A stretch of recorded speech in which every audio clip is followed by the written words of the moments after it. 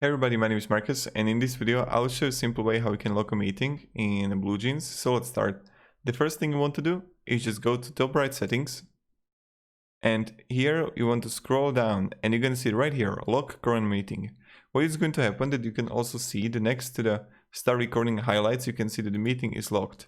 What this means is that no one will be able to join your meeting, and if you want to have a really private meeting, this is good to locking the meeting now. So that's pretty much it.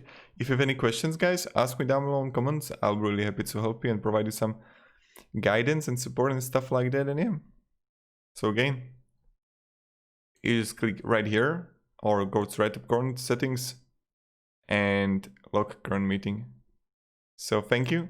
Have a great day and goodbye.